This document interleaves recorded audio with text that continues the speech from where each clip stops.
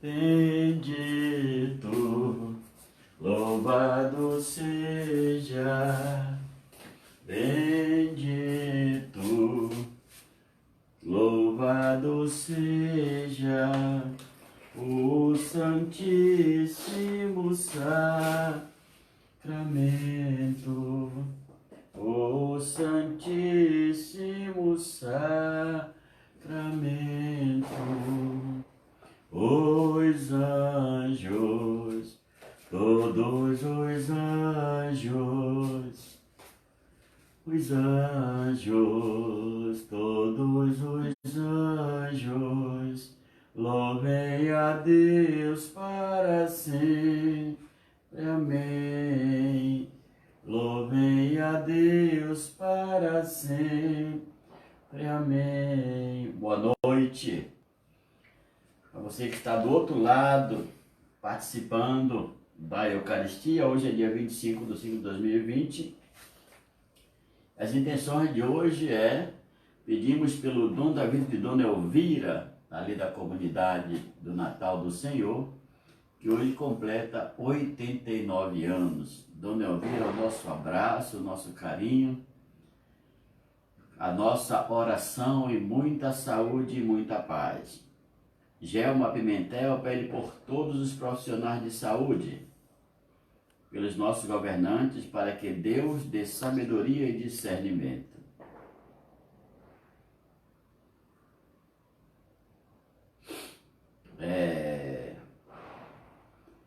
Rosana Santos, padre, pede paz, né? Pede também saúde por todos que estão à frente do coronavírus, nessa batalha. Elza Maria pede orações para esse povo que não sai das ruas e que Deus nos proteja. Juvelina Borges, pela restauração dos matrimônios e pelos casais de namorados. Rosana Santos pede oração por Maria das Graças Silva Cruz, Passos, Júlia e Silva. Ela pede oração por Maria das Graças Silva Cruz Passos, Júlia Silva Passos e Ricardo Miranda Passos, e pela família da cidade Itatite. Conceição Pinho pede pelo aniversário de Milena, muita luz na sua vida. Parabéns, Milena, pelo seu aniversário. Deus te abençoe, saúde e paz. Odenire Bonfim pede pela saúde de Maria Lúcia de Santos Machado, que está perdendo a visão. É uma coisa triste, né? Vamos rezar também nessa intenção, Odenire. Neide Cruz, olá, padre, peço orações para todos da minha família, seus amigos que trabalham na área de risco, e também peço orações para Alex. Marlene Chagas, Elisa pede oração para sua mãe, Dona Elizabeth de Rocha dos Anjos, e para toda a família, também para todas as pessoas que estão sofrendo. Elisa e família pede oração para Guilherme Augusto Luz da Silva, 1 ano de falecido, que Deus o tenha na sua glória.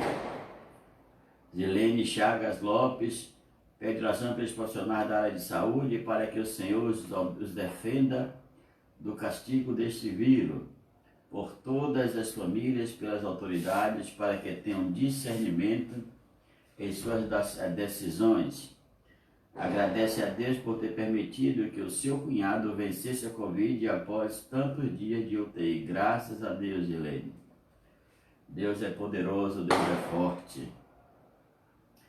Virleine Santos pede pela saúde de sua família, que ela termine a sua casa e que o pai de seu filho seja chamado para o trabalho. Ok, Virleine. Rezemos também pela nossa querida comunidade de Santo Expedito, pelas pessoas que participam dessa Eucaristia, onde quer que estejam, e coloquemos também as nossas intenções pessoais nessa celebração desta segunda-feira, 25 de maio. Em nome do Pai, e do Filho e do Espírito Santo. Amém.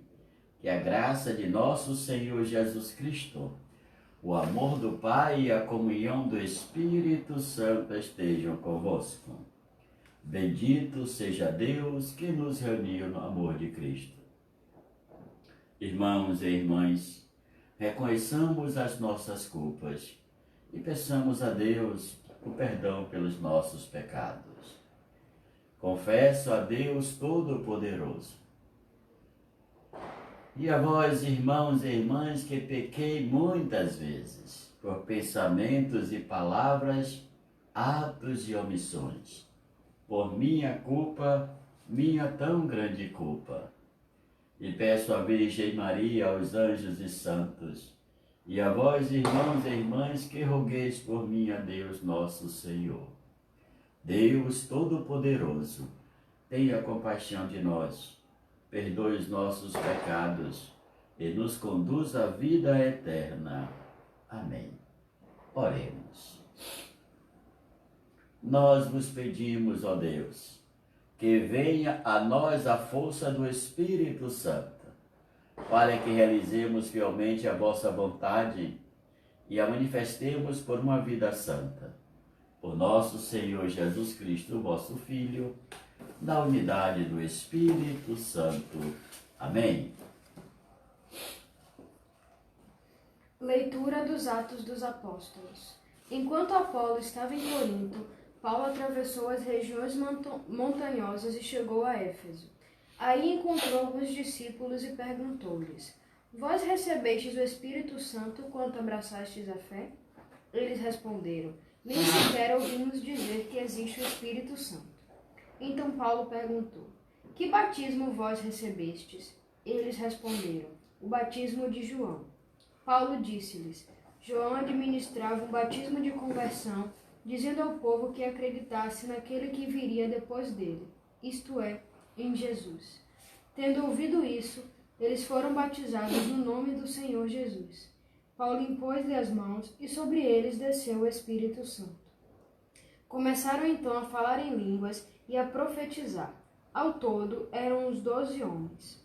Paulo foi então à sinagoga e durante 3 meses falava com toda a convicção, discutindo e procurando convencer os ouvintes sobre o reino de Deus. Palavra do Senhor. Graças a Deus. Salmo responsorial. Reinos da terra, cantai ao Senhor. Reinos da terra, cantai ao Senhor. Eis que Deus se põe de pé e os inimigos se dispersam. Fogem longe de sua face os que odeiam o Senhor. Como a fumaça se dissipa, assim também os dissipais. Como a cera se derrete ao contato com o fogo, assim pereçam os iníquos ante a face do Senhor. Reinos da terra, cantai ao Senhor. Mas os justos se alegram na presença do Senhor, rejubilam satisfeitos e exultam de alegria. Cantai a Deus louvai, cantai um salmo a seu nome. O seu nome é Senhor, exultai diante dele. Reinos da terra, cantai ao Senhor. Dos órfãos ele é pai e das viúvas protetor. É assim o nosso Deus em sua santa habitação.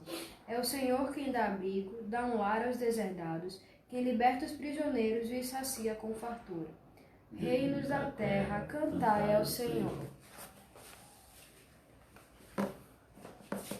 Cantai, cantai, cantai ao Senhor. Louvai, louvai, louvai ao Senhor. Cantai, cantai, cantai ao Senhor. Louvai, louvai, louvai ao Senhor. O Senhor esteja convosco. Ele está no meio de nós. Proclamação do Evangelho de Jesus Cristo segundo João. Glória a vós, Senhor. Naquele tempo, os discípulos disseram a Jesus: Eis, agora falas claramente e não usa mais figuras. Agora sabemos que conheces tudo e que não precisas que alguém te interrogue. Por isso cremos que vieste da parte de Deus. Jesus respondeu: Credes agora? Eis que vem a hora e já chegou, em que vos dispersareis, cada um para o seu lado, e me deixareis sós. Mas eu não estou só, porque o Pai está comigo. Disse-vos estas coisas, para que tenhais paz em mim. No mundo tereis tribulações, mas tende coragem, eu venci o mundo. Palavra da salvação, glória a vós, Senhor. Meus irmãos e minhas irmãs, nessa segunda-feira surge um dado novo nessa caminhada de Paulo sobre os terrenos ou as terras ocidentais. Paulo ainda se encontra em Corinto, né? Enquanto, de fato, Apolo estava em Corinto, Paulo atravessou a região montanhosa e chegou a Éfeso. Aí encontrou-se alguns discípulos e perguntou-lhes: Éfeso, sabemos que é na Ásia, ali nos confins entre Grécia, no antigo mapa, entre o final da Grécia, ali pertinho, já chegando na Ásia, ele encontra em Éfeso, né? Encontrou Apolo. Enquanto estava em Corinto, Paulo atravessou a região de montanha e chegou até Éfeso. Fez uma grande caminhada por dias. Em Éfeso, ele encontrou algum discípulo e perguntou-lhe: vós recebeste o Espírito Santo quando abraçastes a fé? Essa pergunta é interessante porque não se encontra sentido para esse tipo de pergunta. O que tem de importante é que Lucas quer ter a certeza absoluta, como escritor desse evangelho, que na verdade a evangelização que essas pessoas receberam foram incompletas, isso é, foram até Jesus, sua morte e ressurreição, mas não chegou até Pentecostes, onde os apóstolos foram batizados no Espírito Santo, recebendo o dom das línguas. E por que é importante isso? Porque eles apenas tinham recebido o batismo de João. O batismo de João não é aquele que introduz o cristão dentro da vida religiosa da igreja. Não o torna cristão, o torna penitente que se converte buscando a espera daquele que virá. O batismo de João é o batismo para purificação do corpo e dos pecados. Não é o batismo que traz a redenção.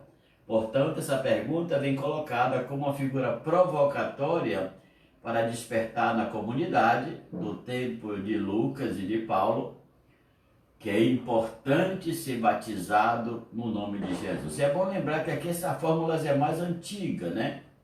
Talvez Lucas tenha se lembrado que a última vez que vimos lá, ontem, vimos que Lucas já dizia: seja batizado em nome do Pai, do Filho e do Espírito Santo. Aqui ele fala apenas seja batizado no nome de Jesus. Então, Paulo imediatamente observe, sem nenhuma catequese prévia, porque eles já sabiam as coisas de Jesus, mas não do batismo.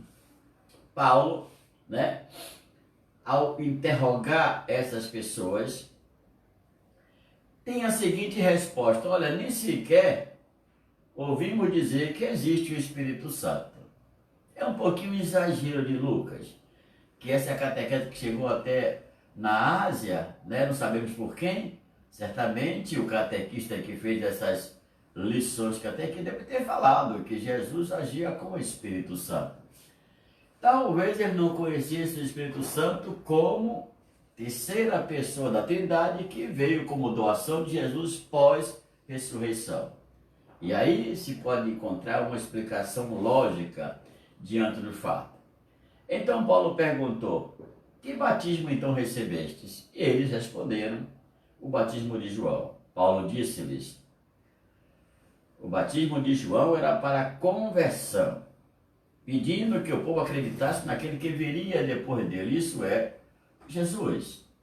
E é verdade, porque quando Jesus se encontra com João Batista, você vai ver que João diz: olha, eu que devo vir a ti e você vem a mim. Em um outro texto, disse João aos seus discípulos: aquele que virá, eu não sou nem digno de desamarrar as suas sandálias. Portanto, o batismo de João não é um batismo que introduz nenhuma pessoa na vida cristã. Não é o batismo do Espírito, nem o batismo de sangue. É o batismo da água, purificando para a conversão. E essa conversão que aqui entra naquele projeto do próprio João. Quem é João? Aquele que prepara o caminho para Jesus que vem. Isso é, aquele que prepara as almas, que converte, quem batiza e deixa prontinho para Jesus que vem e essas pessoas possam segui-lo. Então Paulo disse, João administrou o batismo de conversão. Tendo ouvido isto, eles foram batizados no nome do Senhor Jesus. Não temos a expressão desejosa de querer ser batizado. É como se Paulo tivesse tomado a iniciativa real, concreta, e completasse essa falta de conhecimento do Espírito e essa ausência do batismo. Não basta seguir Cristo e dizer sou cristão. Na comunidade, até hoje, tem que ser batizado. Isso é, o batismo significa a morte dessa vida para o começo de uma vida total em Cristo. Por isso, nessa época, as pessoas emergiam, criança, jovem, adulto, em um rio, em um lago, né? Como, por exemplo, no Jordão, nessa fase, o Jordão ainda era um grande rio. E aí batizava, não tinha ideia de jogar água na cabeça e acabou. Não, o cara era quase assassinado se não soubesse prender a respiração. Jogava mesmo, porque é daquele sentido de purificação. Mais tarde veio a ideia da roupa branca e tal, mas aí já é questão já que leva ao itinerário acadêmico, que não é o caso aqui. Portanto, Paulo, de fato, impôs-lhe as mãos. Tendo ouvido isso, eles foram batizados em nome do Senhor Jesus. Então, olhem bem como tem essa analogia interessante. Em João, o batismo não traz o Espírito. Essa é a grande diferença. O batismo é para a conversão. E Jesus, o batismo, traz o Espírito para a missão. O homem ali já é redimido, porque Jesus, ao ressuscitar dos mortos, faz com que a sua redenção caia sobre todos aqueles que serão batizados e que estão na igreja. Então, o batismo é uma espécie de circuncisão, só que é no Espírito. Isso é, quem não é batizado não pode se sentir cristão. E quem não é circuncidado não pode se sentir judeu. Diante dessa analogia, meio grosseira, mas é que me resta no cabeça, é de fato lembrar que o batismo de Jesus é a porta que se abre para o caminho da salvação daquele que crê. Por isso, ninguém é cristão se não for batizado. Você pode ter qualquer cargo na igreja, você chamaram qualquer cargo, mas se não for batizado, você não passa daquela pia. Você fica ali. A exigência é dura, radical e, de fato, imperdoável. Tem que ser batizado para ser cristão. Porque, aí o autor fala, foi eu não batizado em nome de Jesus. Domingo era em nome da Trindade. E aqui no nome de Jesus. Nós não sabemos qual é, de fato, a intenção de Lucas ao retroagir. Talvez creiamos que lá era o fim do Evangelho. Era o final, praticamente, dos atos, da leitura dos atos antes das missões, né? Mas que dá um sentido de final de vida terrena de Jesus. Mas aqui a vida terrena de Jesus já passou também, ele volta à temática de foram batizados em nome do Senhor Jesus. Então Paulo impôs-lhes as mãos e sobre eles desceu o Espírito Santo. Começaram então a falar em línguas e a profetizar. Aqui vamos com calma. Muita calma nessa hora, muita hora nessa calma, né? Impor as mãos e receber o Espírito é uma metáfora que vem trilhando na igreja a partir do momento que Moisés lá, ouvindo seu sogro Jetro, escolheu 120 juízes para distribuir a justiça. Em poucas palavras, Moisés, se o cara roubava a galinha, vinha reclamar de Moisés, Moisés resolveu o problema. Então foi que o sogro de Moisés, Jetro, disse: meu filho, seja esperto, você vai até se estressar tanto que as pessoas não vão mais nem confiar em você e você vai acabar tendo um troço aí.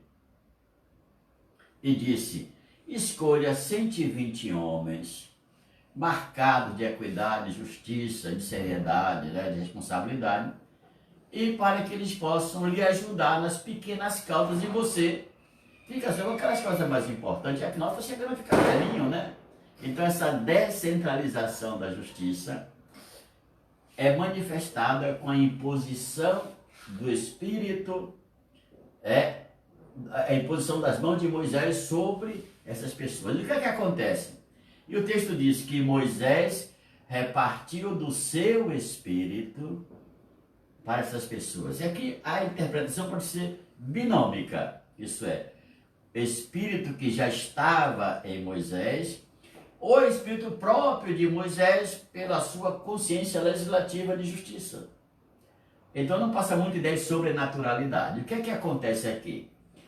No início da igreja, se submeteu toda e qualquer missão, ordenação ou coisa parecida à transmissão do poder, isso é, ao impor as mãos, se transmitia o novo cargo, o novo serviço, mas também transmitia-se o Espírito Santo. E aí o Espírito Santo é de fato aquele que derrama no coração, na vida de cada um, os dons necessários para realizar sua missão. Não é os dons para ter protagonismo, para se autoafirmar como superior ao outro, como vai acontecer mais tarde na carta aos Coríntios. Aqui essa transmissão, ela é muito mais pastoral do que sacramental.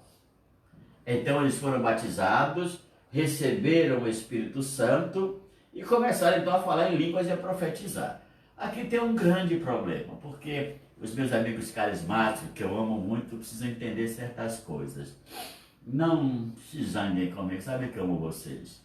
Mas quando falamos de dom das línguas, precisamos compreender que o dom das línguas vieram do mundo pagão e entrou, sobretudo em Coríntios, porque era uma comunidade flutuante de cultura, múltipla de civilização e de pensamentos diversos. Então, esse dom das línguas, no mundo pagão, as pessoas ficavam em êxtase.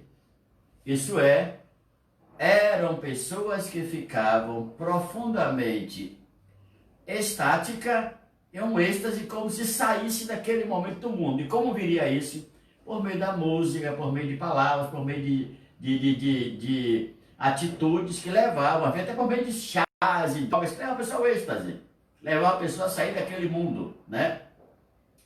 A gente vê Lucas falar com tanta clareza sobre o dom da língua do Espírito, porque ele é o evangelista do Espírito Santo. Não sei se você sabe, né? Mas Lucas é o único cara que fala de dom das línguas e reserva uma grande parte da sua teologia para falar do Espírito Santo. Em poucas palavras, se no Evangelho de Mateus você encontra, por exemplo, 50 vezes, 48 vezes a palavra Espírito Santo, em Lucas você vai encontrar 150.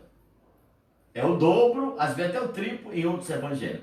Porque somente ele destaca essa questão do dom das línguas. E aí, o primeiro momento que isso acontece é em Pentecostes. As pessoas, os apóstolos reunidos, e vem como promessa de Cristo a sua igreja. E de repente vem um rumo, né? Uma zoada, um tremor muito grande, e todos ficaram cheios do Espírito Santo. Caíram sobre eles chamas, né? Como se em formato de línguas eles começaram a falar em outras línguas. E aqui nós temos de fato uma construção pneumática de Lucas que vai lá no Antigo Testamento, recolhe essa ideia de espírito, de presença de Deus como estrondo e coisas mais, e aqui ele faz essa fusão. E aí entra de fato a clareza do dom das línguas como uma forma de língua, onde todos falavam línguas diferentes. Essa construção de Lucas ela é interessante porque ela nos mostra que a língua é sempre a maior comunicadora de toda a história humana e não será diferente no futuro. E que o ato do Espírito vir não significa necessariamente derramar dons. O fato de você querer falar em línguas não é que você esteja pronunciando ou profetizando algo sobrenatural. E uma coisa curiosa, que lá em Pentecostes não tem quem interprete o dom das línguas. Todos falam e todos se entendem. Isso é, o autor faz questão de mostrar que tinham judeus de todas as partes do mundo de Jerusalém e Pentecoste. Da Alemanha, da Síria, da Judéia, da Síria, vem de todo lugar. E quando o apóstolo começa a falar em línguas, todos eles entendem nas suas línguas. Por que isso? Porque a língua mãe de todo judeu é a língua hebraica. Nesse tempo se falava hebraico, aramaico, caldeu, grego, latim, por causa dos romanos. Então essa interpretação tem dois elementos completamente ambivalentes. Primeiro, os apóstolos falaram nas línguas que eles compreenderam, que estavam embaixo ouvindo compreenderam.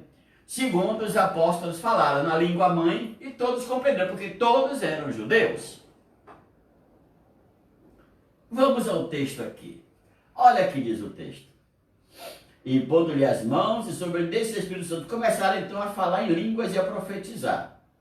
É uma manifestação natural na compreensão de Lucas, quando de fato se recebe o Espírito. Mas quando Lucas chega em Coríntios, você vai ver capítulo 13 e capítulo 11, o dom das línguas é o último que aparece na lista.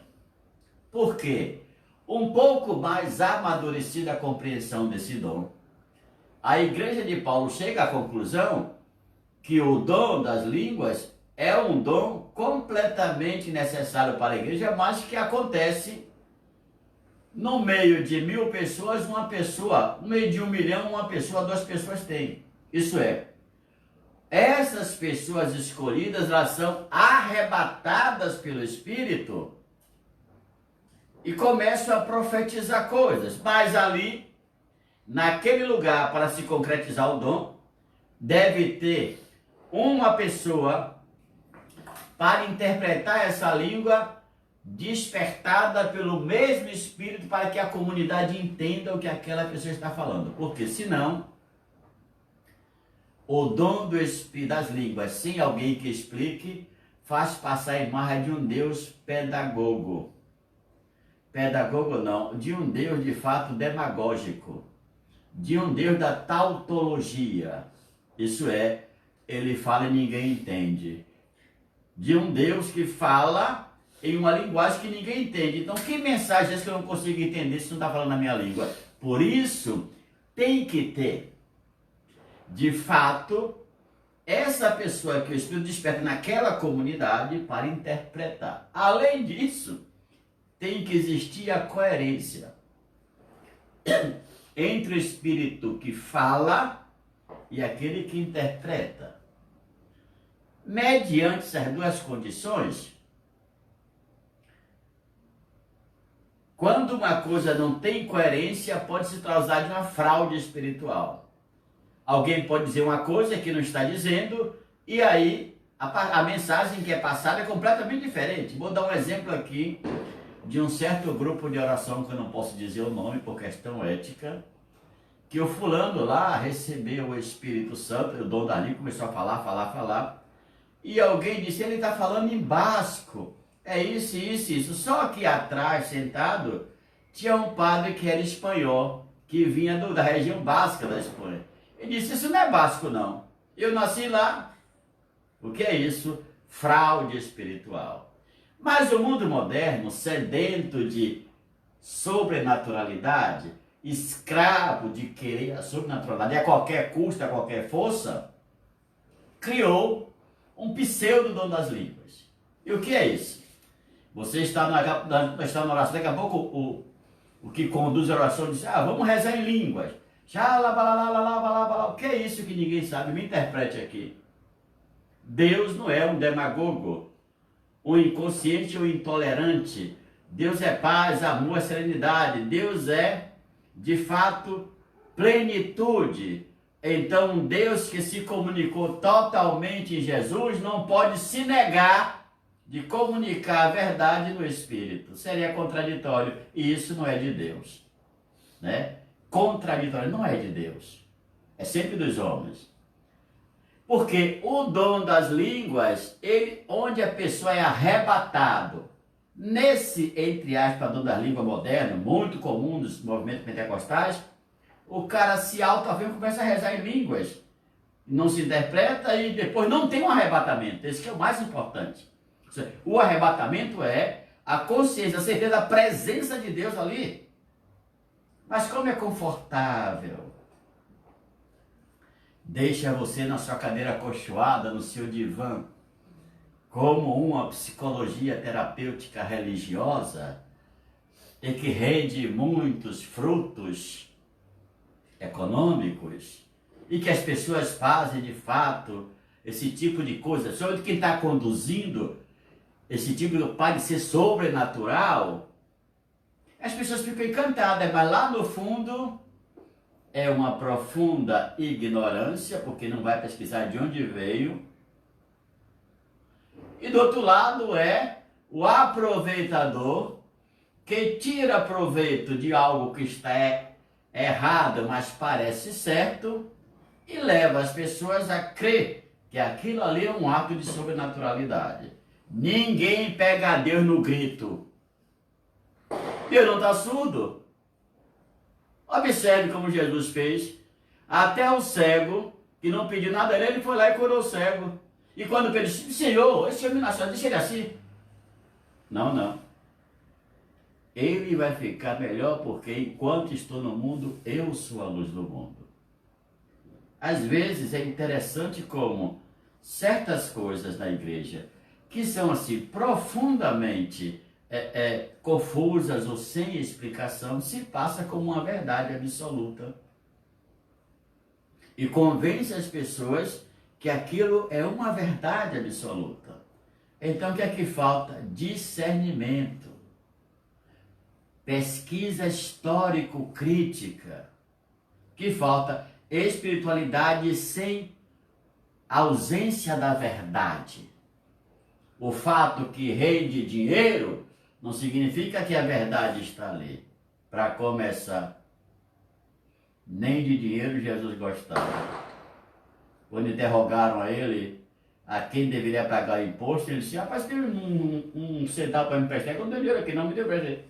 Ele disse, olha, dê a César o que é de César, dê a Deus o que é de Deus. Então aqui o dom das línguas e profetizar, né? É uma forma de Paulo afirmar que o Espírito está presente. Isso é, são dois elementos que materializam a presença do Espírito Santo e faz-se crer que de fato isto aconteceu. E graças a Deus que aconteceu. Mas a forma que Lucas tem que se expressar, ela torna materializante aquilo que é invisível. Por quê? Porque os dons do Espírito ninguém vê. Você sente e vive.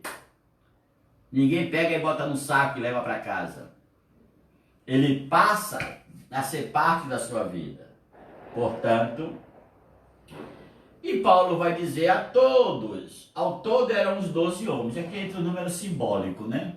E ninguém estava lá para ver que era 12, 11 ou 10 ou 5. Porque isso é escrito 70 anos depois do cristianismo. E provavelmente 15, 20 anos depois da existência de Paulo. Então não é o cara fazendo aqui, o cara escrevendo atrás, né? Não temos nada de internet, nada de nada. Depois que passou, a comunidade de Lucas recorda que é de língua grega, e que tem tudo a ver, porque os dons do Espírito, a forma de arrebatamento, né? De fato, já vai se encontrar lá com Sócrates, que ia para, por exemplo, para o banquete, e passou 3 dias em êxtase arrebatado pelo Espírito, e na sua imensa reflexão contemplativa, ele ficou ali 3 dias fora de si. E o que é que o mundo moderno mais quer?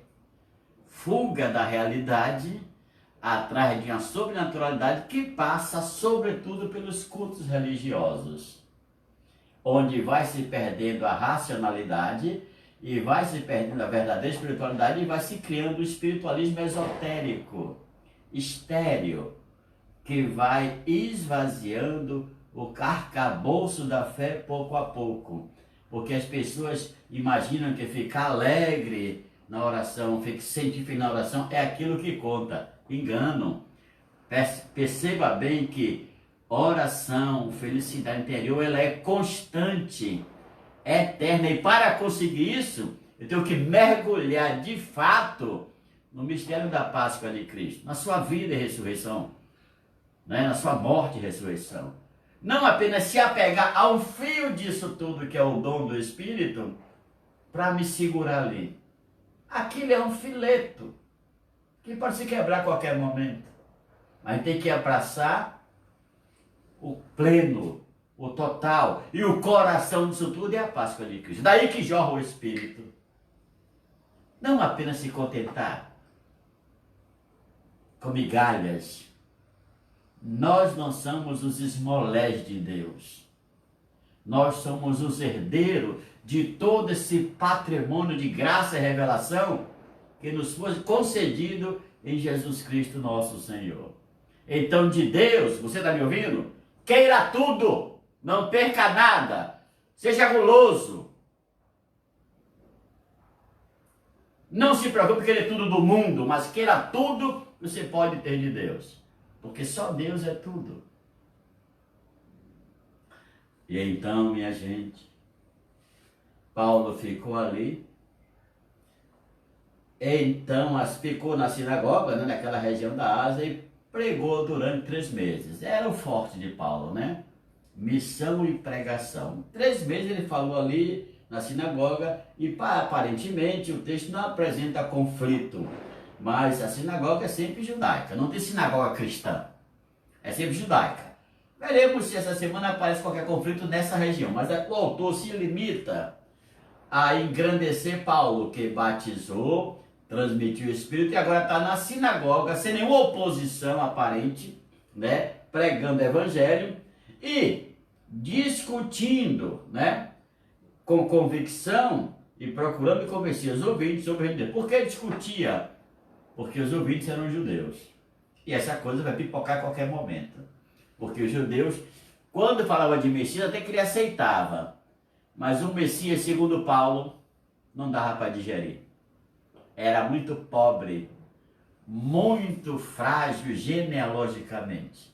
Não tinha classe social como se esperava um novo Davi, um novo Salomão, um novo sacerdote que queria restaurar o culto do templo. Então a primeira leitura ela é interessante, que ela mostra Paulo já em Éfeso, né? Nos confins ali da Grécia, ali perto de Corinto, e que naturalmente salta aos olhos o movimento do Espírito e a diferença nuclear entre o batismo de João e de Jesus. Essa, de fato, realidade é circunscritamente resolvida. E aí passamos para a próxima fase, que é o dom do Espírito. Isso é, para Lucas, a igreja e seus participantes não podem viver sem o Espírito. Isso é, o batismo nos dá o Espírito pela imposição. Mas tem outra questão. O batismo vem por causa da vontade de Paulo, que percebe que não são batizados, ou ele vem pela vontade daqueles que querem ser batizados? Ou melhor dizendo, o Espírito vem pela imposição das mãos de Paulo, ou porque Deus envia sobre esses homens o Espírito independente da transmissão da imposição das mãos de Paulo? São questões que nos apaixonam e que nós vemos de fato que as perguntas passam de um lado pelo caminho da doutrina, do outro lado ela vai extra-doutrina com a especulação teológica que eu faço aqui nesse momento. Questionamentos sobre, de fato, no sentido crítico e no sentido filológico, a atitude de Paulo e a vinda do Espírito sobre essas pessoas. Então agradeçamos a Deus, que sempre nos convém, com a sua grandeza e sabedoria, vem nos apacentar, né? Vem nos dar a graça de compreendermos de fato o Espírito Santo na nossa vida. Que ele nunca nos falte, né? O Evangelho de hoje, Jesus fala abertamente. abertamente com a sua comunidade, dizendo a ela: vocês creem agora? Eis que vem a hora e já chegou, em que vocês vão se dispersar, cada um para o seu lado, e me deixarei só. Mas eu não estou só, porque o Pai está comigo. É o grande discurso da despedida. Jesus sabe que não tem mais nada ou pouca coisa a dizer à sua comunidade. Aqui ele fala abertamente, não mais em metáforas, ou sei lá, em formas diferentes de falar, mas ele diz abertamente: agora que vocês demoraram de chegar no meu pensamento, você não conseguirá alcançar a linha de pensamento e interpretá-la há muito tempo. Vocês já acordaram agora? Isso é, vocês não conseguiram de forma alguma entender. Portanto, eu vou abrir o jogo. Vou fazer com que compreendam naturalmente aquilo que é. Isso é, você, no momento dessa Páscoa, você vai me abandonar. Olha que expressão maravilhosa. É como se ele estivesse vendo tudo o que iria acontecer com ele. Mas não em um tempo distante, um tempo tão próximo que ele vê as coisas com grande clareza. E diz: olha, vai chegar a hora, e ela chegou, que o pastor será ferido e as ovelhas se dispersarão. Seria uma outra linguagem. Onde eu ficarei só, mas eu não estou só, porque o Pai está comigo. E quem tem o Pai tem toda a proteção divina, tem todas as condições espirituais e estruturais para realizar o término da sua missão. É assim que Jesus pensa e age. Estar com o Pai é estar unitariamente na trinitariedade do Pai. O Pai que é um, o Deus que é trino e que é uno, e esse Pai não abandona, muito menos o Espírito que está com o Pai. É o momento da verdade, da consumação da Páscoa do Senhor, que vai se aproximando. Portanto, o nosso Jesus diz: olha, digo-vos estas coisas, para que tenhais paz em mim. Não vos preocupeis com o que está para acontecer. Busque conservar a lucidez, a paz, o equilíbrio mental, para que nada perturbe o vosso coração. Porque no fundo, vocês terão tribulações. Mas coragem, eu venci o mundo. Não tem um homem que tenha experimentado tantas tribulações como Jesus. Sobretudo do ponto de vista da inocência, da psicológica atitude de fazer sempre o bem, da atitude ética e moral de corresponder àqueles que o seguiam sem erros, sem contradições, sem contraditoriedades. Portanto, o que nos chama a atenção é que, se o mundo tem tantas tribulações, eu não posso estar fora disso. Que a vida de fé, como a vida como ser humano, teremos sempre obstáculos para que essas coisas que eu tanto sonho possam se realizar. Mas Jesus aqui fala de tribulações que impedem a realização do reino de Deus no meio dos homens. Tribulações que podem, de fato, espancar, matar, execrar, separar, torná-lo fora de atividade. Então a igreja tem que estar muito preparada para agir sempre como o texto nos ensina, simples como as pombas e prudentes como as serpentes. Porque essa é a atitude de uma igreja que escutou, que viveu essa palavra. Então, desde o tempo de Cristo, O próprio Cristo teve suas tribulações que versou, né? Caiu também sobre a igreja. Agora, sem ele, a igreja deverá testemunhá-lo, dando o exemplo que ele deu, vencendo as tribulações. E como é que se vence o mundo?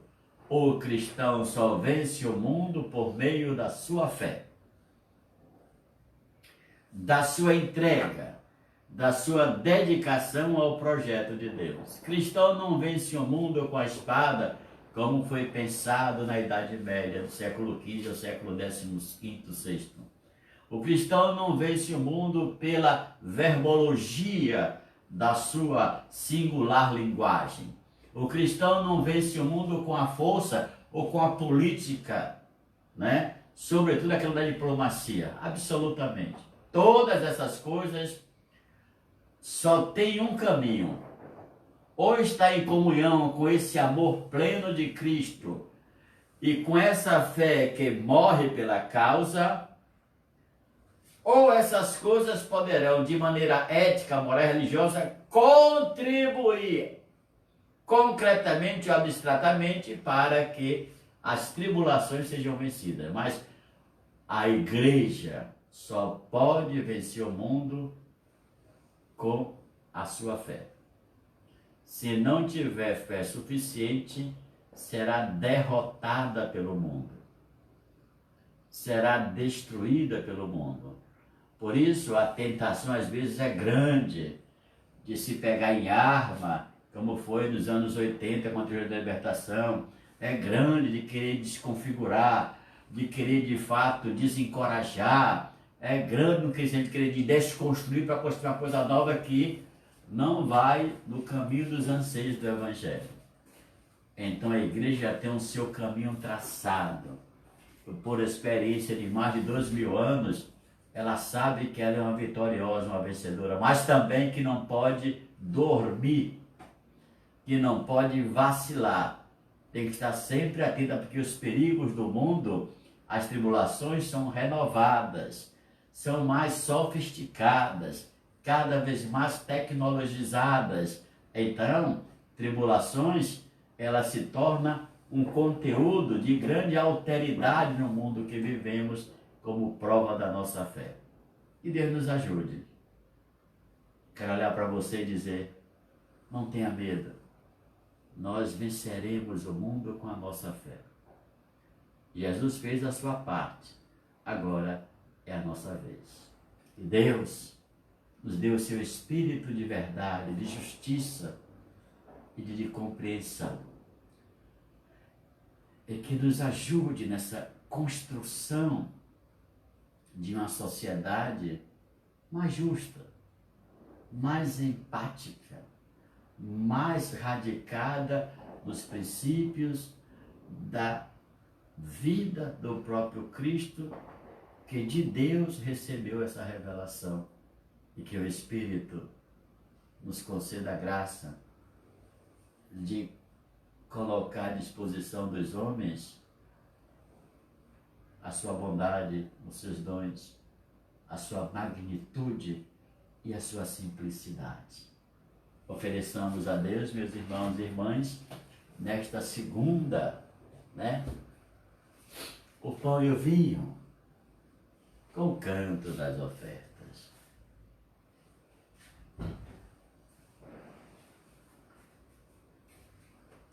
Minha vida tem sentido cada vez que eu venho aqui e te faço meu pedido de não me esquecer de ti. Meu amor é como este pão que era fruto que alguém plantou, depois colheu e depois tornou-se salvação e deu mais vida e alimentou o povo meu. Eu te ofereço vinho e pão, eu te ofereço meu amor. eu te ofereço vinho e pão. Eu te ofereço meu amor. Meu amor é como este vinho que era fruto que alguém plantou, depois colheu e depois tornou-se salvação e deu mais vida e saciou o povo meu. Eu te ofereço vinho e pão, eu te ofereço meu amor. Oremos, irmãos e irmãs, para que o nosso sacrifício eucarístico seja aceito por Deus Pai Todo-Poderoso. Receba, ó Senhor, por tuas mãos este sacrifício, para a glória do seu nome, para o nosso bem de toda a Santa Igreja. Ó Deus, que este sacrifício perfeito possa purificar-nos e dar a nossos corações a força de vossa graça por Cristo nosso Senhor. Amém. O Senhor esteja convosco.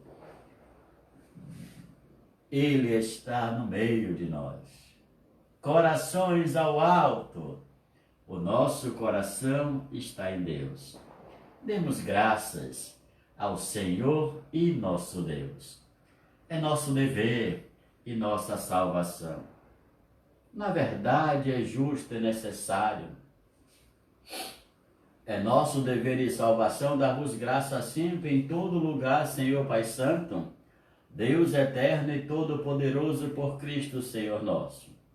Ele, após a ressurreição, apareceu aos discípulos e, à vista deles, subiu aos céus, a fim de nos tornar participantes de sua divindade. Por isso, o mundo inteiro exulta de alegria pascal. Os anjos do céu e os homens e mulheres na terra, unidos a todas as criaturas, proclamamos a vossa glória, dizendo a uma só voz: Santo, Santo, Santo, Senhor Deus do universo. O céu e a terra proclamam a vossa glória.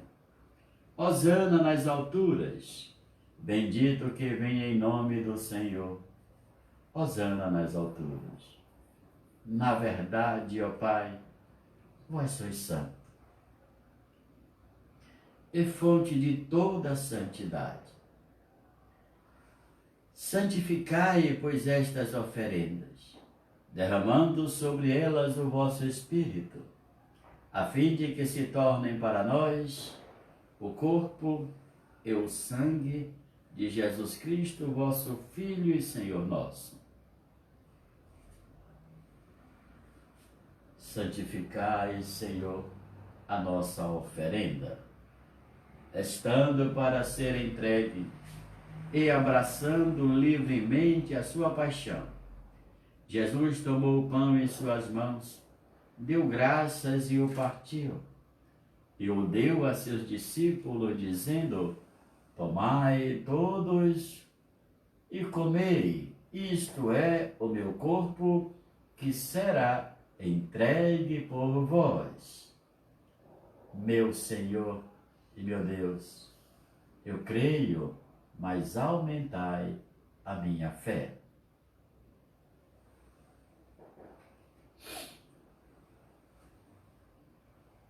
Do mesmo modo, ao fim da ceia, Jesus tomou o cálice em suas mãos, deu graças novamente e o deu a seus discípulos, dizendo: Tomai todos e bebei, este é o cálice do meu sangue, o sangue da nova e eterna aliança, que será derramado por vós e por todos para a remissão dos pecados.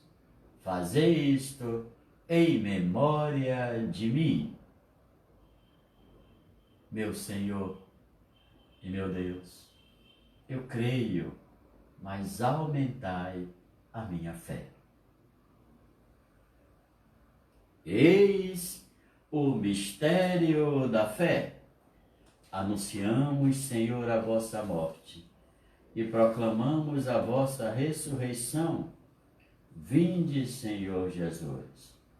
Celebrando, pois, a memória da morte e ressurreição do vosso Filho, nós vos oferecemos, ó Pai, o pão da vida e o cálice da salvação.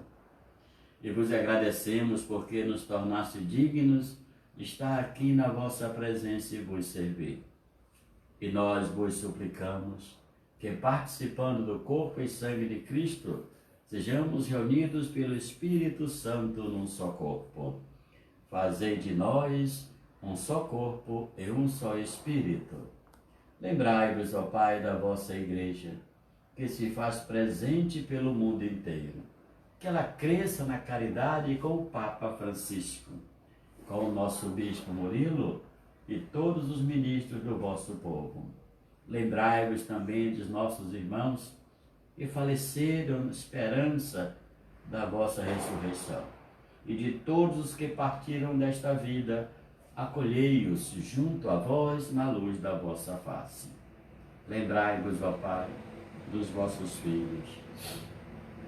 Enfim, nós vos pedimos, tende piedade de todos nós e dai-nos participar da vida eterna com a Virgem Maria, Mãe de Deus, com os santos apóstolos, Santo Expedito e todos os que neste mundo vos serviram, a fim de vos louvarmos e glorificarmos por Jesus Cristo, vosso Filho.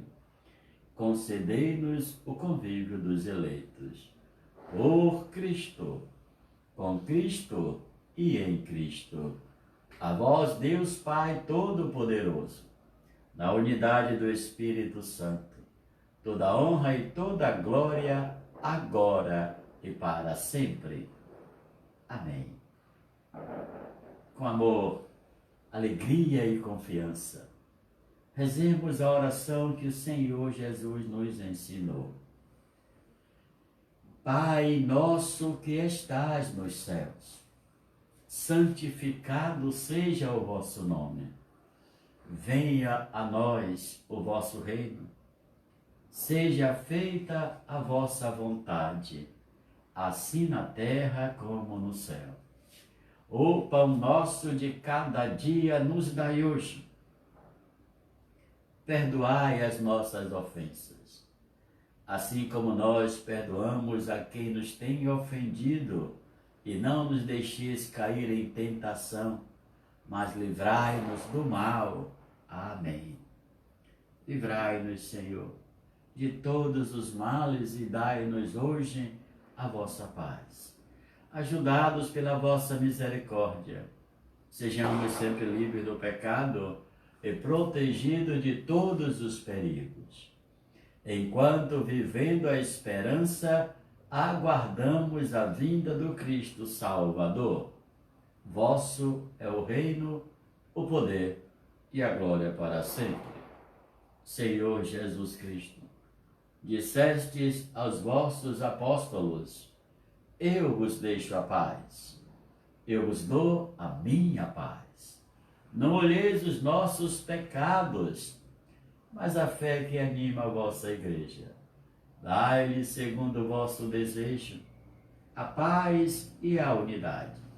Vós que sois Deus com o Pai e o Espírito Santo. Amém.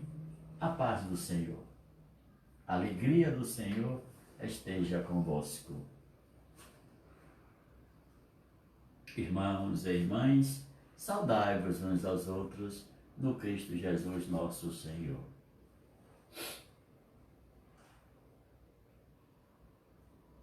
Cordeiro de Deus, que tirais o pecado do mundo, tende piedade de nós.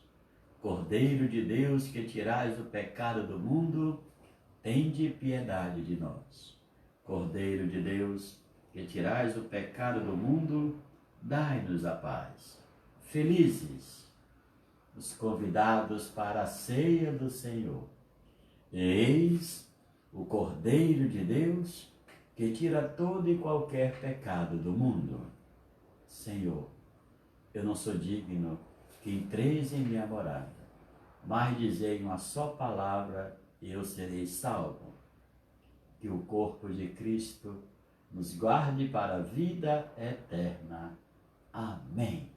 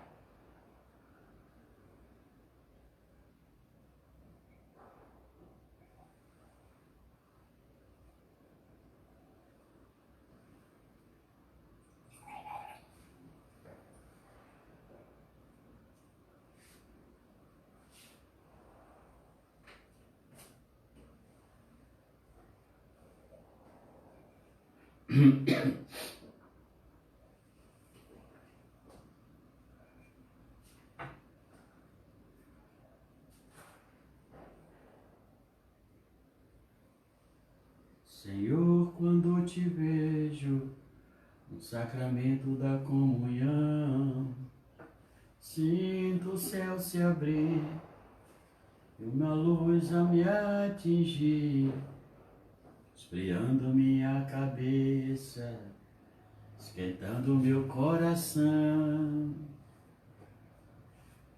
Senhor, graças e louvores sejam dadas a todo momento. Quero te amar na dor, na alegria e no sofrimento, e se em meio à tribulação eu me esquecer de ti.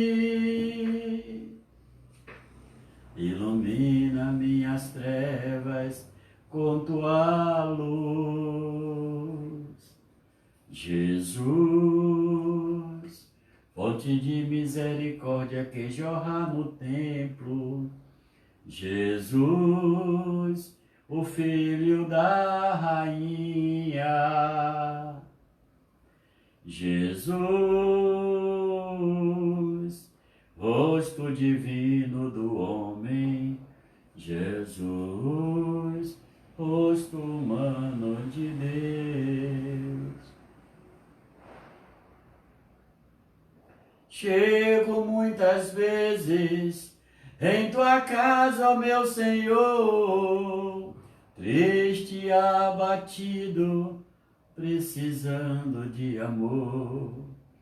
Mas depois da comunhão, minha alma é teu coração, então sinto o céu dentro de mim. Não comungo porque eu mereço, isso eu sei, ó meu Senhor. Comungo, pois preciso de ti. Quando faltei à missa, eu fugia de mim, de ti. Mas agora eu voltei, por favor, aceita-me. O Filho da Rainha, Jesus, rosto divino do homem. Jesus, rosto humano de Deus. Não vos deixarei órfãos, diz o Senhor. A vós retornarei e vosso coração se encherá de alegria. Aleluia. Oremos. Ó Deus de bondade, permanecei junto ao vosso povo e fazei passar da antiga à nova vida aqueles a quem concedestes a comunhão nos vossos mistérios, por Cristo nosso Senhor. Amém.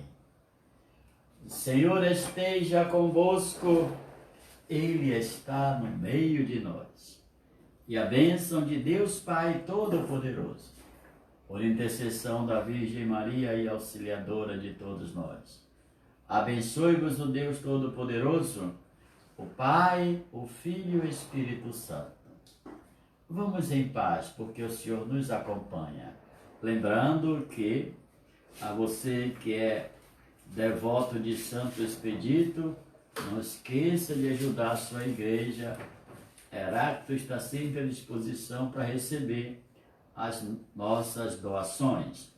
Lembrando também a você que ainda não foi lá no canal do YouTube, né? Tocar o sino e se inscrever lá.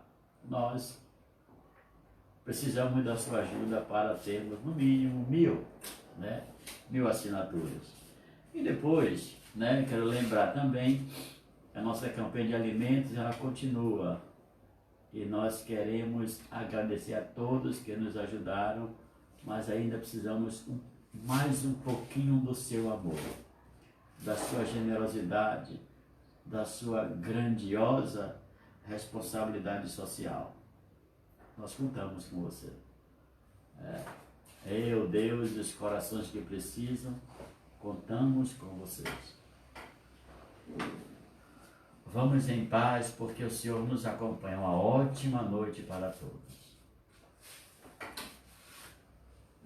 Pelas estradas da vida, nunca sozinho estás. Contigo pelo caminho, Santa Maria vai. Ó, vem conosco, vem caminhar, Santa Maria vem. Ó, vem conosco, vem caminhar.